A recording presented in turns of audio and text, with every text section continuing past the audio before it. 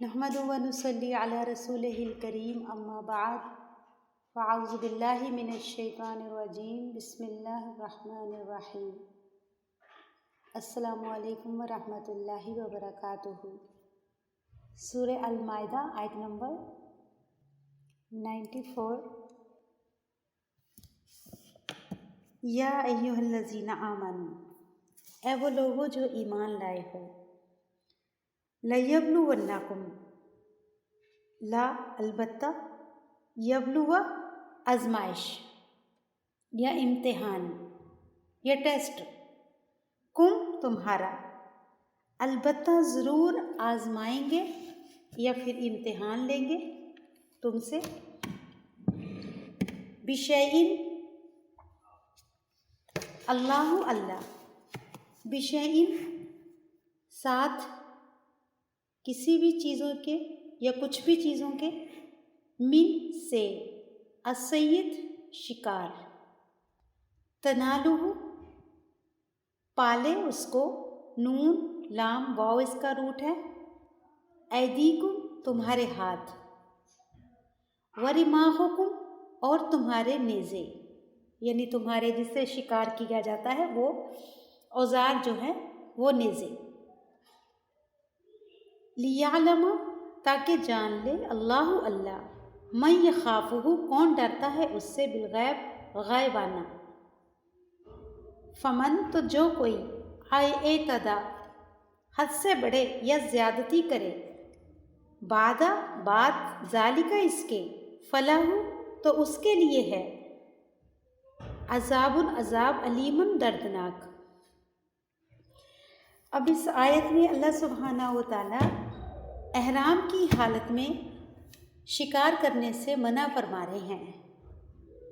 ایمان والوں سے خطاب ہے کہ ایمان والوں کی آزمائش ہوگی، اور وہ آزمائش اللہ سبحانہ و تعالیٰ کسی بھی چیز سے لے سکتے ہیں، اور یہاں پر جو آزمائش ہے وہ کس چیز کی ہے کہ احرام کی حالت میں شکار نہیں کر سکتے، اور کہاں پر نہیں کر سکتے، یعنی خاص طور پر مسجد حرام میں۔ تو مسجد حرام میں احرام کی حالت میں شکار نہیں کر سکتے، اور یہاں پر اس کو آزمائش کہا گیا ہے۔ کیوں آزمائش کہا گیا ہے؟ کیونکہ شکار کرنا جو ہے یہ عربوں کا بہت پسندیدہ مشغلہ تھا، اور وہ یہ چیز کا بہت شوق رکھتے تھے، اور ان کی ہیبٹ تھی۔ اب جس چیز کا انسان کو اس قدر عادت ہو، اور تو پھر اس سے رکنا جو ہے یہ بہت بڑی آزمائش ہے، کہ جس چیز سے اس کو اسی چیز سے روک دیا جائے جس کو وہ پسند کرتا ہے، یا پھر وہ اس کی عادت کا حصہ ہے۔ تو یہاں پر اللہ سبحانہ و تعالیٰ نے اس کو آزمائش بھی کہا ہے، اور احرام کی حالت میں ایسا کرنا منع کیا گیا ہے، اور فرمایا جا رہا ہے من یخاف بالغیب، کہ اللہ تعالیٰ جاننا چاہتے ہیں کون ڈرتا ہے اللہ تعالیٰ سے غائبانے میں، یعنی بغیر دیکھے اللہ تعالیٰ کے حکموں کو کون مانتا ہے۔ جی دوبارہ سے اس آیت کو دیکھیے، یا ایھا الذین آمنوا لیبلونکم، یہاں پر آزمائش کس کو کہا گیا ہے؟ شکار کرنا، شکار سے رکنا حالت احرام میں، بشیء من صید، تنالہ شکار، جبکہ تم پالے تمہارے ہاتھ، یعنی شکار اتنا نزدیک ہو کہ اگر اس کو انسان ہاتھ سے بھی پکڑنا چاہے تو اس کو پکڑ سکتا ہے، لیکن اس کو نہیں پکڑنا ہے، ورماحکم اور تمہارے نیزے، لیعلم اللہ، کیوں یہاں پر تم کو منع کیا گیا ہے؟ تاکہ جان لے اللہ من یخافہ بالغیب، کون ڈرتا ہے اللہ سے غائبانے میں۔ اللہ سبحانہ و تعالیٰ یہ دیکھنا چاہتے ہیں۔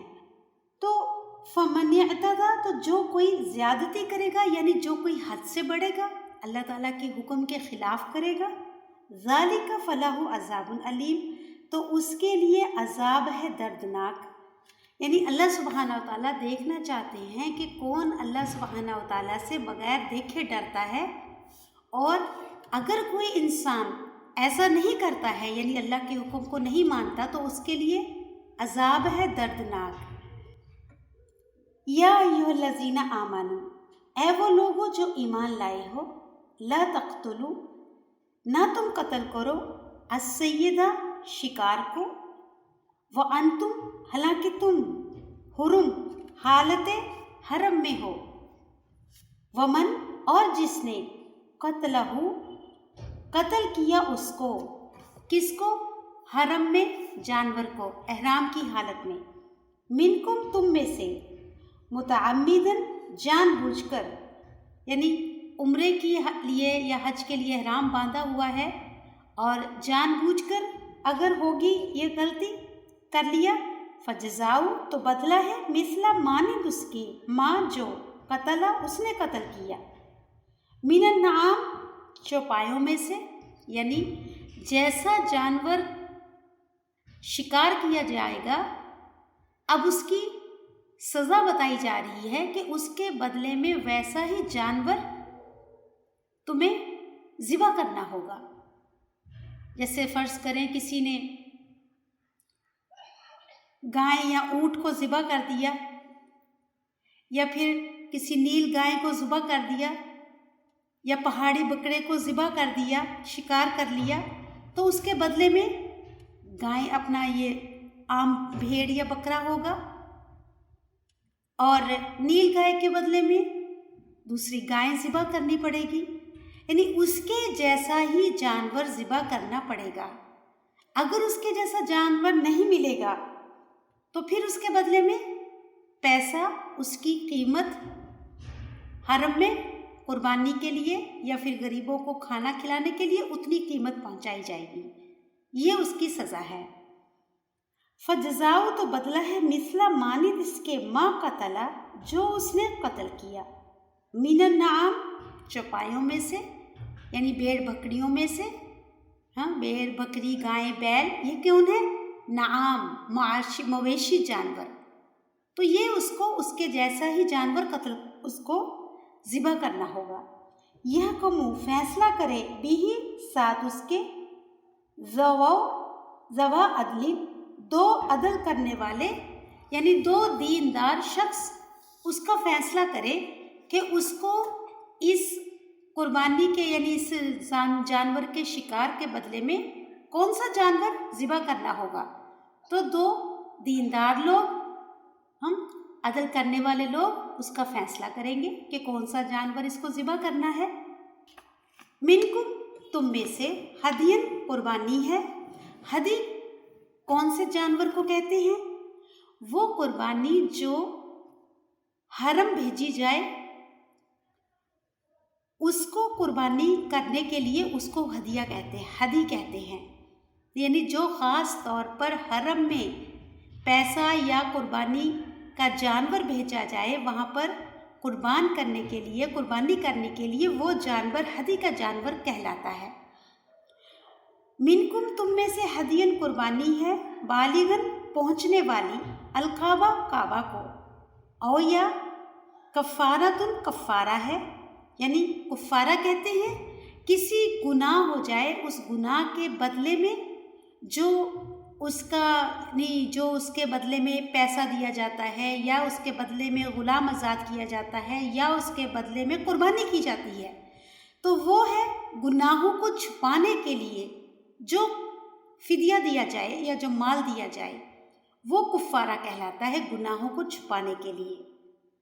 تو او کفارہ تو یا کفارہ ہے، یا کسی نے پیسہ دیا ہے کہ اس کو مکے میں لے کے جا کر حرم میں جا کر اتنا کی قربانی خرید کر قربانی کر دی جائے، جانور خرید کر، یا پھر وہاں پر مسکینوں کو کھانا کھلا دیا جائے، تو چاہے تو وہ قربانی کا جانور ہے یا پھر کفارہ ہے، یعنی وہ رقم کی شکل میں ہے، کھانے کی پینے کے سامان کی شکل میں ہے، طعام کھانا ہے، مساکین مسکینوں کا، او یا عدل بدلہ ہے، ذالکہ اس کا، اب اس کھانے کے بدلے اگر کوئی کھانا نہیں دے سکتا یا پھر قربانی نہیں دے سکتا تو پھر وہ کیا کرے گا؟ سیامن، روزے رکھنا ہے. صوم کی جمع ہے سیام اور سنگلر کیا ہے؟ صوم. روزے رکھنا ہے لیذوقوا، تاکہ وہ چکھیں. ذائقہ اسی سے ہے، ذال واو قاف، ذوق، اور اردو کا ذائقہ بھی اسی سے ہے. تاکہ وہ چکھے وبال یعنی سزا یا فائن، امری ہی اپنے کام کا. تو یہ کھانے سے یعنی یا کھانا دینا ہے یا پھر روزہ رکھنا ہے. اصل میں کیا ہے؟ یہ فائن ہے، جرمانہ ہے. یعنی جو اللہ کی بات نہیں مانی اس کا یہ فائن ہے، جرمانہ ہے، یعنی اس کی حد رکھی گئی ہے. عفا، معاف کر دیا، اللہ نے، اما اس سے جو سلف گزر چکا. یعنی اس سے پہلے اگر انسان کو ناسمجھی میں یا نا پتہ ہونے کے باوجود اگر کوئی انسان سے گناہ ہو گیا تو اللہ نے اس کو معاف کر دیا، تو وہ سب کچھ اللہ نے معاف کر دیا. ومن، اور جو آدھا کرے یا مطلب اس کا لوٹے گا، فینتقم، تو انتقام لے گا، اللہ منہ، ان سے. یعنی اگر پھر دوبارہ کوئی ایسا کرے گا تو پھر اللہ اس سے انتقام لیں گے. یعنی احرام کی حالت میں پھر اگر کوئی ایسا کرے گا جب کہ اس کو پتہ بھی ہو تو پھر اللہ تعالیٰ اس سے انتقام لیں گے. واللہ، اور اللہ، عزیز، زبردست ہیں، ذو، والے، انتقام لینے والے.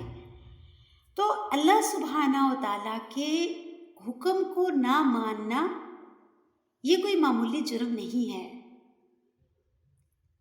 اس کی بہت بڑی سزا ہے کہ کچھ احکام یا کچھ حکم یا کچھ کام ایسے ہیں کہ وہ ایز اٹ از کرنے ہوتے ہیں، ان میں اپنی مرضی نہیں چلا سکتا کوئی انسان.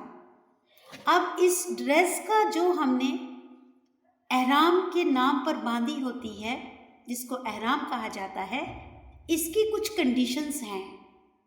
ان کنڈیشنز کو جاننا، اس کو فالو کرنا بے حد ضروری ہے. تو یہ اس کپڑوں کا یا اس لباس کا ایک احترام ہے، اور یہ کعبہ کا ایک احترام ہے کہ آپ ایک خاص مقصد کے لیے، ایک خاص کام کے لیے جا رہے ہیں، تو اس کا خیال رکھنا ہے کہ اس میں کیا کام کرنے ہیں، کیا نہیں کرنے. تو اس کے بارے میں اگر کوئی شخص یہ جانکاری نہیں رکھتا ہے اور لا علمی میں ہو جاتا ہے، لیکن اگر کوئی جان کر بھی یہ کرتا ہے تو پھر اللہ سبحانہ تعالیٰ بھی انتقام لینے والے ہیں، یعنی بہت سخت سزا ہے یہ. اب اس میں جو ہے یاد رکھنے والی چیز کیا ہے کہ احرام کی حالت میں کیا کام ہے جو نہیں ہے کرنے. احرام کی حالت میں انسان کو کیا کام ہے جو نہیں کرنے ہیں، اور پھر اگر کوئی یہ کام کر لے، شکار کر لے، شکار نہیں ہے کرنا، اور اگر کوئی کر لے تو پھر اس کی پلینٹی کیا ہے یا اس کا کفارہ کیا ہے. یا تو جانور ذبح کرنا ہے، یا پھر کھانا کھلانا ہے، یا پھر روزے رکھنے ہیں. تو یہ چیزیں ہیں جو یاد رکھنے کی ہوتی ہیں اس آیت میں سے. اور اسی کے بارے میں آپ سے سوال بھی کیا جا سکتا ہے، پوچھا جا سکتا ہے. احلّ، حلال کیا گیا ہے، لکم، آیت نمبر 96، لکم، تمہارے لیے، صید، شکار، البحر، سمندر کا. یعنی سمندر کا جہاز، جیسے پہلے لوگ سمندر سے سفر کرتے تھے، تو اگر اس میں کوئی جانور، کوئی انسان، کوئی مچھلی یا کچھ بھی پکڑ کر اس کا شکار کر لیتا ہے تو وہ حلال ہے. احلّ لکم صید البحر، حلال کیا گیا ہے تمہارے لیے شکار سمندر کا، وطعامہ، اور اس کا کھانا. اب چاہے وہ شکار زندہ ہے یا پھر وہ شکار مردہ ہے، تو دونوں ہی طرح کا وہ شکار کھانا جائز ہے. متاعاً، فائدہ مند ہے، لکم، تمہارے لیے، वलिस्सय्यारा और काफले के लिए, सैयारा कार को भी कहते हैं, और सैर के लिए भी ये लफ्ज़ आता है, यानी सैर के लिए चलने फिरने वाले लोग, हाँ, तो काफिला या मुसाफिरों के लिए भी, हाँ, कि ये खाना जायज़ है, अब वो चाहे मुर्दा है या फिर ज़िंदा है। यानी समंदर का अगर कोई मछली मुर्दा भी है तो वो क्या है, उसको भी पका के खाया जा सकता है, वो खाना भी हलाल है। वह हुर्रिमा और हराम किया गया है अलैकुम तुम पर, सैदुल बर्री यानी शिकार खुश्की का, यानी जो ज़मीन पर शिकार है, खुश्की पर जो शिकार है वो क्या है, उससे रोका गया है। माँ तुम जब तक तुम हो हुरुमा हालत एहराम में, एहराम की हालत में तुम खुश्की का शिकार या ज़मीन पर शिकार नहीं कर सकते। वत्तकुल्लाह और डरो अल्लाह से, अल्लाज़ी अल्लाह वो ज़ात है, इलैही उसकी तरफ, तुहशरून तुम इकट्ठे किए जाने वाले हो। यानी जो मेन बात है वो क्या है कि इंसान अल्लाह की हदों को क्रॉस ना करे, जिस पर अल्लाह ताला ने सज़ा लाजिम कर दी हो, उन गुनाहों को मामूली ना समझे, उससे बचना बेहद ज़रूरी है। और दूसरी चीज़ अल्लाह सुब्हाना ताला का खौफ, अल्लाह का डर, और इसी का नाम तकवा है कि इंसान जितना ज़्यादा अपने दिल के अंदर अल्लाह का खौफ या तकवा रखता है, उतना ही उसका ईमान बढ़ता है और उतना ही उसको गुनाहों से बचना आसान होता है। जब इंसान के दिल से अल्लाह का तकवा निकल जाता है, अल्लाह का डर निकल जाता है, फिर इंसान जो चाहे करे, और तकवा घटता भी है और बढ़ता भी है। जअलल्लाहु और बनाया अल्लाह ने काबा को, अलबैत घर, अलहराम हुर्मत वाला, यानी अलबैतुल हराम का माना है वो घर, या ये घर वो है कि जिसके अंदर जिसकी हुर्मत है, जिसमें कोई इंसान हराम काम नहीं कर सकता, गलत काम नहीं कर सकता। क़याम कायम रहने का ज़रिया, लिन्नास लोगों के लिए, यानी लोगों के क़याम की जगह या लोगों के रहने की जगह बनाई है। वह शहर और शहर महीने, अलहराम हुर्मत वाले महीने, वल हदी और कुर्बानी का जानवर, यानी वो जानवर जो ख़ास हरम भेजा जाता है कुर्बानी के लिए, वो हदी कहलाता है। और कुर्बानी का जानवर यानी 4 महीने जो हैं, रजब, ज़िलक़ादा, ज़िलहज, मुहर्रम, ये 4 महीने क्या हैं, हुर्मत के हैं। इन महीनों का भी हर इंसान को पता होना चाहिए कि इन महीनों में क्या क्या काम नहीं करने चाहिए। ये 4 महीनों को अल्लाह सुब्हाना व तआला ने अपने महीने कहा है कि ये अल्लाह के महीने हैं, तो इन महीनों की हुर्मत भी, उनका भी ख्याल रखना चाहिए कि इनमें जंग, जिदाल, लड़ाई, झगड़ा, फसाद ख़ास तौर पर मना है। अब चाहे कोई मक्का में रहता है या फिर उसके अलावा कोई भी जगह पर, तो इन 4 महीनों की हुर्मत का ख्याल रखना बेहद ज़रूरी है। तो ये 4 महीने और फिर ख़ास तौर पर एहराम की हालत में किए जाने वाले काम कि जिनको अल्लाह सुब्हाना व तआला ने मना किया है। और फिर काबा की हुर्मत कि वहाँ पर कोई झगड़ा, कोई फसाद, कोई कत्ल, कोई गारत, कोई चोरी, कोई पड़ी हुई चीज़ नहीं उठा सकते। ये सब क्या है, वहाँ की हुर्मत है, ये काम वहाँ नहीं कर सकते हैं। क्यों? अल्लाह सुब्हाना व तआला ने इस मकाम को लोगों के लिए अमन की जगह बनाया है। अगर वहाँ पर ये सारी रिस्ट्रिक्शंस नहीं रखी जाएंगी, ये पाबंदियाँ नहीं रखी जाएं, तो फिर वहाँ पर बदसुकूनी पैदा हो जाए, चोरी डकैती या फिर انسان وہاں پر مطمئن ہو کر رہ نہ سکے، اور جس جگہ پر سکون ہی نہ ہو تو پھر وہاں پر انسان کہاں سے رہ سکتا ہے؟ وہاں نہیں رہ سکتا۔ تو وہ جگہ خاص اللہ تعالیٰ نے اپنے عبادت کے لیے لوگوں کے لیے بنائی ہے کہ لوگ وہاں پر جائیں، سکون سے، اطمینان سے اللہ کی عبادت کریں، اللہ کا ذکر کریں۔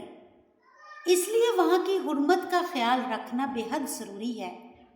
لیکن آپ اکثر دیکھیں گے کہ لوگ، خاص طور پر عورتیں، وضو کے مقام پر، نماز کے مقام پر، کھانے کے لیے بہت فساد، جھگڑا کرتے آپ کو نظر آئیں گے۔ اور اس کی وجہ یہی ہے کہ جب انسان کو نالج نہیں ہوتی، کچھ سیکھا نہیں ہوتا، قرآن کو پڑھا نہیں ہوتا، اور جب پھر انسان عبادت کے لیے نکل جاتا ہے تو پھر اپنی من مرضی کی وہ عبادت کرتا ہے، اپنی من مرضی سے کام کرتا ہے۔ لیکن جب علم ہوتا ہے تو پھر اس کو پتہ ہوتا ہے کہ عام جگہ کے مقابلے میں جو کعبہ کی حرمت ہے وہ کس قدر اہم ہے، وہاں پر ان چیزوں کا کس قدر خیال رکھنا ہے، کیونکہ وہ جگہ ایسی ہے کہ جہاں پر انسان خود بھی صبر کرے اور دوسروں کے لیے بھی آسانی کرے۔ وہ ایک صبر کرنے کی جگہ ہے کہ وہاں پر جا کر سب سے پہلی چیز جو کرنی ہے وہ سیکریفائس کرنا ہے، یعنی صبر کرنا ہے۔ تو اگر کسی انسان کے اندر اس سفر کے دوران صبر نہیں آیا تو پھر اس کے اندر تقویٰ بھی نہیں آیا۔ تو اللہ سبحانہ تعالیٰ یہاں فرما رہے ہیں جعل اللہ الکعبۃ البیت، بنایا ہے اللہ نے کعبہ کو گھر، الحرام حرمت والا، یعنی جس کی حرمت ہے، قیاما للناس لوگوں کے قائم رہنے کی ذریعہ، والشہر الحرام اور 4 مہینے یعنی حرمت والے مہینے، والہدی اور قربانی کے جانور، والقلائد اور پٹے والے، یعنی قلائد کہتے ہیں گلے کا ہار جو جانوروں کو پہنائے جاتے ہیں نشانی کے لیے کہ یہ جانور جو ہیں خاص طور پر قربانی کے لیے حرم لے کر جائے جا رہے ہیں۔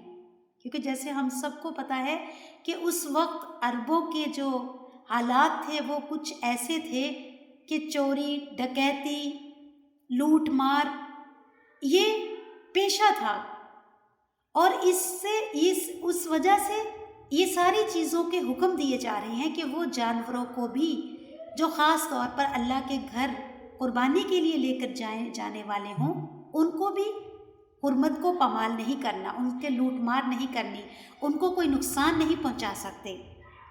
ذالک یہ لتعلم تاکہ جان لے، ان اللہ بے شک اللہ، یعلم جانتے ہیں، ما جو فی میں، السماوات آسمانوں میں، وما فی الارض اور جو کچھ زمین میں ہے، یعنی یہ جتنی بھی چیزیں بتائی گئی ہیں، قیاما للناس، الشہر الحرام کہ وہ گھر جو ہے، کعبہ جو ہے وہ لوگوں کے لیے قائم کیا گیا ہے، اس کے پیچھے وہاں پر امن و امان رکھنا وہاں پر لازم ہے تاکہ لوگ وہاں پر جا کر عبادت کریں، سکون سے رہ سکیں، اور شہر الحرام حرمت والے مہینے جو اللہ نے بنائے ہیں، اور جو جانور ہیں جن کے خاص طور پر جن کو کوئی نقصان نہیں دینا ہے، تو یہ جتنی بھی چیزیں ہیں، یہ اللہ سبحانہ و تعالیٰ نے جتنے بھی احکام ہیں ان کے پیچھے ایک مصلحت ہے، کیونکہ جو کعبہ جو مکہ ہے یہ بہت سے لوگوں کے لیے کیا ہے، وہاں کے روزگار کا بھی ذریعہ ہے۔ کتنے لوگ ایسے ہیں جو وہاں پر جا کر یا وہاں کے جو رہنے والے ہیں ان کی تجارت کا ذریعہ ہے، وہ بزنس کرتے ہیں، اور کتنے لوگ ایسے ہیں کہ جن کے لیے یہاں سے کھانا پرووائڈ ہوتا ہے، کیونکہ جتنے جانور ذبح ہوتے ہیں ان کی کھال بکتی ہے، ان کا گوشت بانٹا جاتا ہے غریبوں مسکینوں کے اندر، تو کتنے ملکوں کو، کتنے لوگوں کو اس سے فائدہ حاصل ہوتا ہے۔ تو اللہ سبحانہ و تعالیٰ نے یہ ایک بہت بڑا تجارت کا ذریعہ بھی اس کو بنایا ہے کعبہ کو. ہاں لوگوں کی یعنی اس میں لوگوں کے بہت سے فائدے بھی چھپے ہوئے ہیں.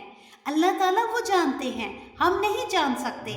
ہاں لوگوں کے گناہوں کی معافی کا ذریعہ ہے کہ جتنے لوگ وہاں پر جاتے ہیں، جا کے عبادات کرتے ہیں اور وہ سکون سے وہاں پر جب جا کر رہتے ہیں، دعائیں مانگتے ہیں، تو اس سے ان کے گناہ معاف ہوتے ہیں. یعنی گناہوں کی معافی کا ذریعہ ہے، عبادات کا ذریعہ ہے. اور کتنے لوگ بیمار ہوتے ہیں جو اپنے وہاں پر جاتے ہیں اور وہاں پر جانے کے بعد اللہ سبحانہ تعالیٰ ان کو شفا دے دیتے ہیں. تو یہ جتنے بھی فائدے ہیں ان کے سارے کے پیچھے اس لیے اللہ سبحانہ تعالیٰ نے اتنے ریسٹرکشنز یا اتنی پابندیاں رکھی ہیں اور اتنے قاعدے اور قانون بنائے ہیں تاکہ یہ سارے جو امن و سکون ہے یا یہ جو فائدے ہیں تمام لوگ حاصل کر سکیں. عبادت کرنے والے عبادت کر سکیں اور جو بزنس کرنے والے ہیں وہ بزنس کر سکیں اور جہاں پر وہ جا کر لوگ رہ رہے ہیں وہ اپنا سکون سے وہاں پر اپنے اس جگہ پر رہ سکیں. تو اللہ سبحانہ تعالیٰ فرما رہے ہیں ذالک لتعلموا کہ یہ حکم جو ہے اس لیے ہیں تاکہ جان لے اللہ تعالیٰ یعلم جانتے ہیں ماں جو آسمانوں میں ہے اور جو کچھ زمین میں ہے. یعنی ان سب حکموں کے پیچھے جو فائدے ہیں ان سب کو اللہ جانتے ہیں اور تم بھی جان لو کہ اس کی حرمت کو پامال نہ کرو. وَأَنَّ اللَّهَ اور بے شک اللہ بِكُلِّ ساتھ ہر چیز کے علیم جاننے والا ہے. تو اس آیت سے ایک سوال یہ پیدا ہوتا ہے کہ اللہ سبحانہ وتعالیٰ نے کعبہ کو اتنی عزت کیوں دی ہے؟ وہاں پر جانے والوں کی عزت ہے، کیوں؟ وہ اللہ کا گھر جا رہے ہیں. تو اس کی وجہ ایک یہ ہے کہ جو یہ مقام ہے کعبۃ اللہ یا مسجد الحرام، یہ لوگوں کے لیے نیکیوں کمانے کا اور دین اور دنیا کے فائدے حاصل کرنے کی جگہ ہے. اور نمبر 4 یہ ہدایت کا ذریعہ ہے. اس لیے وہاں پر یہ ساری چیزوں کا ہونا بے حد ضروری ہے کیونکہ وہاں پر رنگا رنگ کے لوگ ہوتے ہیں، رنگا رنگ کے کھانے ہوتے ہیں اور رنگا رنگ کا کلچر ہوتا ہے. جی کعبہ کی اتنی عزت اور حرمت اس لیے ہے کہ یہ ذریعہ ہے لوگوں کے لیے نیکیاں کمانے کا، دین اور دنیا کے فائدے حاصل کرنے کا اور ہدایت حاصل کرنے کا ذریعہ ہے. اور وہاں پر اللہ سبحانہ وتعالیٰ نے اتنی ورائٹی کے رنگا رنگ کے لوگ دیکھنے کو ملتے ہیں کہ دنیا کے کسی اور مقام پر ہمیں اتنے لوگ نہیں نظر آتے. اتنے مختلف قسم کے لوگ، مختلف قسم کے کھانے اور ڈیفیکلٹ اور ڈیفرنٹ ٹائپ کے کلچر، یہ ساری چیزیں ہمیں وہاں پر ایک جگہ پر جا کر ملتی ہیں اور اتنی زیادہ ورائٹی آپ کو کہیں دنیا کے کسی حصے میں جا کر نہیں مل سکتی.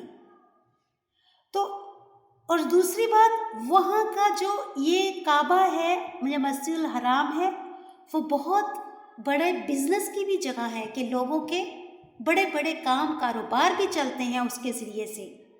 اس لیے کعبہ کو اللہ سبحانہ وتعالیٰ نے اتنی عزت دی ہے تاکہ جا کر وہاں پر کوئی بھی لوگ انسیٹسفائیڈ واپس نہ آئیں اور وہ بہت جس امید جس لگن سے جائیں وہ اس کو حاصل کر کر ہی وہاں سے نکلیں. اور دوسری چیز یہ ہے کہ وہاں پر امن اور سکون باقی رہے. اور جس ملک میں، جس گھر میں یا جس شہر میں امن اور سکون نہیں ہوتا تو وہ لوگ یا پھر وہ ملک کبھی کامیاب نہیں ہوتا. اب چاہے تو وہ امن لوگوں کے دلوں کے اندر ہو یا پھر گھروں کے اندر ہو یا پھر شہروں کے اندر ہو، تو امن کا ہونا بے حد ضروری ہے کامیاب ہونے کے لیے. نہ تو وہ لوگ کامیاب ہوتے ہیں جن کے گھروں میں یا دلوں میں امن نہیں ہوتا اور نہ ہی وہ ملک کامیاب ہوتے ہیں جن ملکوں میں امن نہ ہو. اعلموا جان لو ان اللہ بے شک اللہ شدید العقاب، سخت سزا دینے والے ہیں، یعنی جو اللہ کے حکموں کو نہیں مانیں گے، جو اس کے حکموں کی مخالفت کریں گے تو پھر اللہ تعالیٰ سخت سزا دینے والے ہیں۔ وَأَنَّ اللَّهَ، اور بے شک اللہ غفور الرحیم، اللہ تعالیٰ غفور الرحیم بھی ہے، یعنی گناہوں کو معاف کرنے والے۔